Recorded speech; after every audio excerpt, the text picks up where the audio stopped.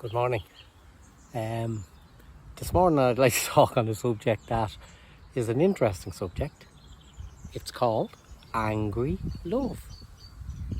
Yes, sounds like an oxymoron, right? Or a typical contradiction, but it's not. In fact, what it is the ability to love somebody but not communicate that love properly. Now, let me give you a prime example of what that looks like. So a prime example would be, you have a child, the child is playing, and next thing the child darts out onto a road where cars are coming, and you scream at the child and you grab the child by the arm and you're giving them loads about, what are you doing, you're stupid, da-da-da-da-da. And actually the root cause of that can actually be angry love. You love them, you want to keep them safe, you want them to learn, not to put themselves into dangerous situations.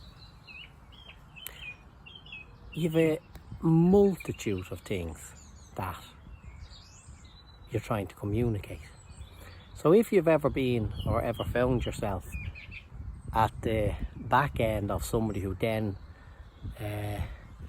gets angry at you because they don't fully, if you like, understand that what it is you're trying to achieve is to tell them that their behaviour is off, that their behaviour is distressing you.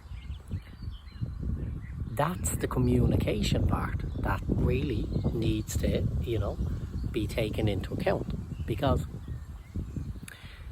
it's not, always the right time to have conversations with people either. So sometimes you just find yourself in a situation where the energy rises there and then on the spot and you react. And we've all had those situations.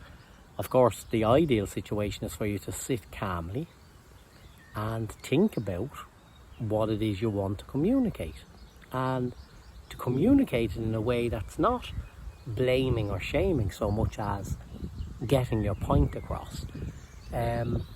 Another example of that would be, just say you lent somebody money, right? And they said, okay, you know what, I'm going to pay you back at the end of the week. And what happens is, the end of the week comes, there's no sign of them. You then wait another week, still no sign of them. So you ring them. And guess what? They're not taking your call.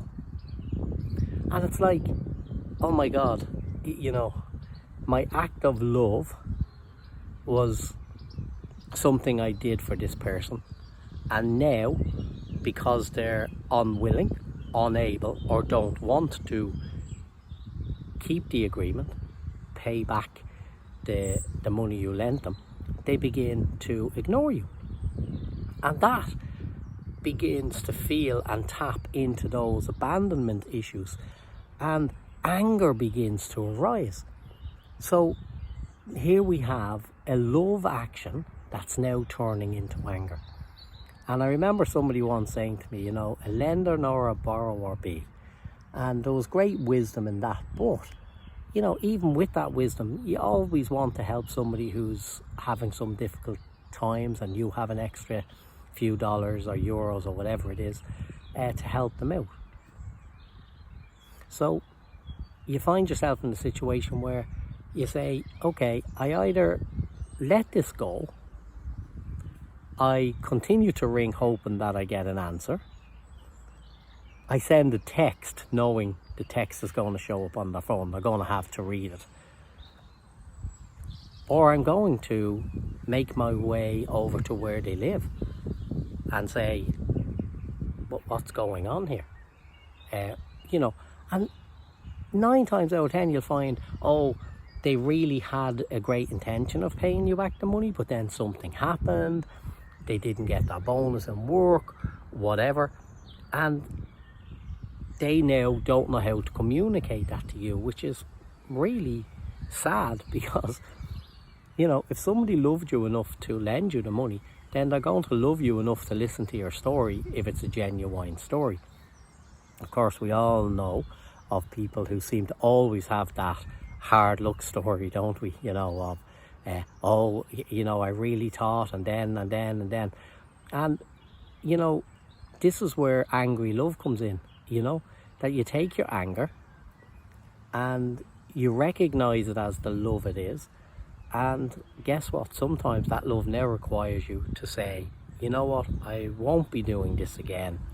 It's a pity this person didn't respect me enough, didn't understand who I was, didn't feel they could come to me and explain what their situation was.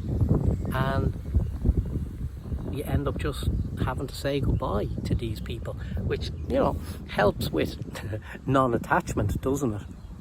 Because when I'm making these videos,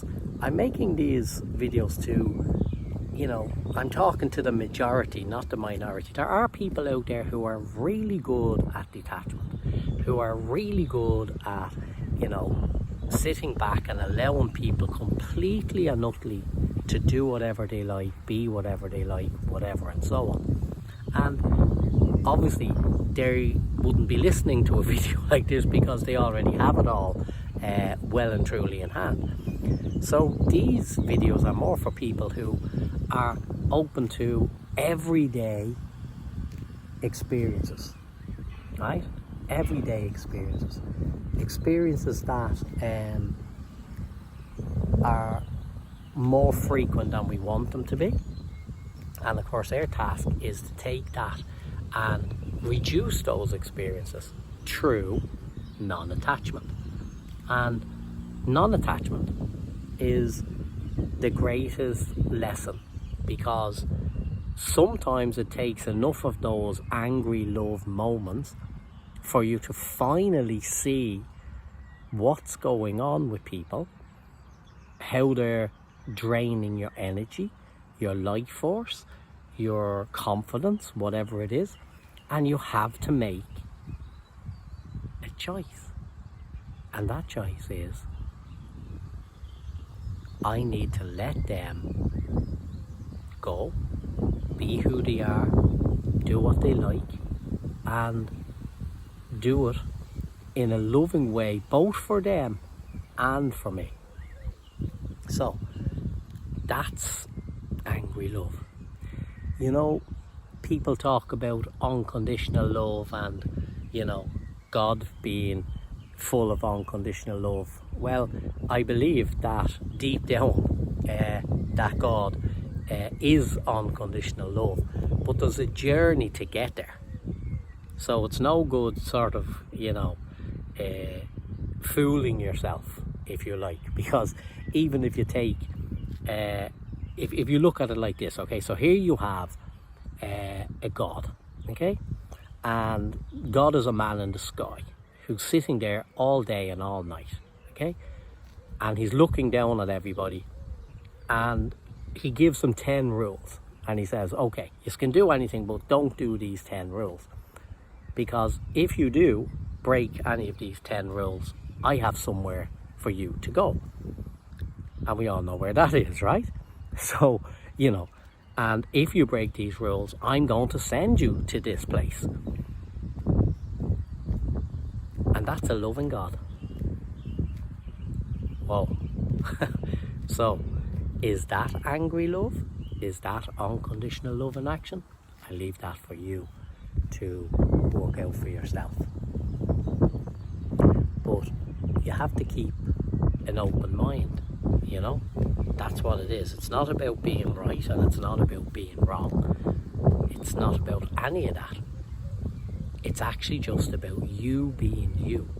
You being empowered to make up your own mind. You being knowledgeable enough to know when you're getting information that sits with your system and information that doesn't sit with your system.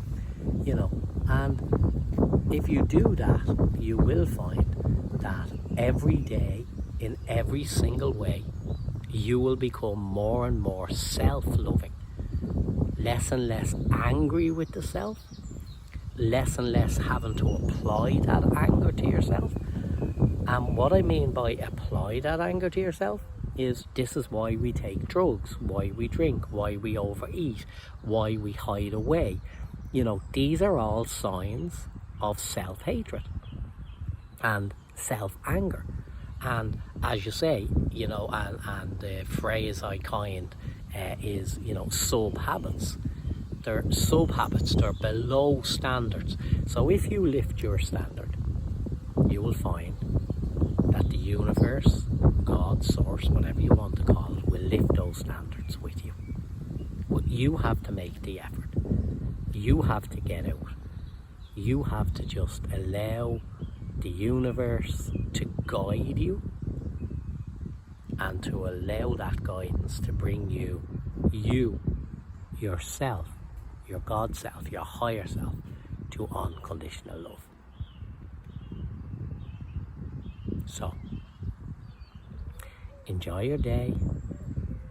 Make today the first day that you have made the decision to look at all aspects of your life where you had to act in an angry way because you didn't express yourself properly, or because you felt somebody was hurting you or whatever, and ask yourself, were they really hurting you? Was this you attached to them? You attached to the outcome? And go into that, use that as your meditation, and you will find that a lot of it, if not all, but I always leave a little room, a lot of it comes down to you, your behaviours, your beliefs and your ideas.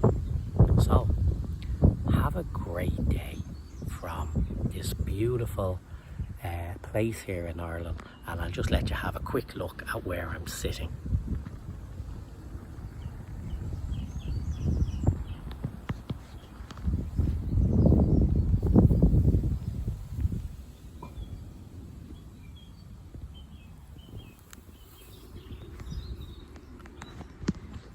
There you have it. Nature at its best. Birds singing, sun shining. I'm at peace. I'm very calm. And for all the people who ask, how are you doing? Are you well? Have a look. Do I look sick? Do I look like I have corona? Oh, I have. I have a crown. Corona meaning crown. It's the crown chakra that keeps me attached to the source of all life. Have a great day. Talk to you. See you all again soon. And stay well. Be well. Be happy.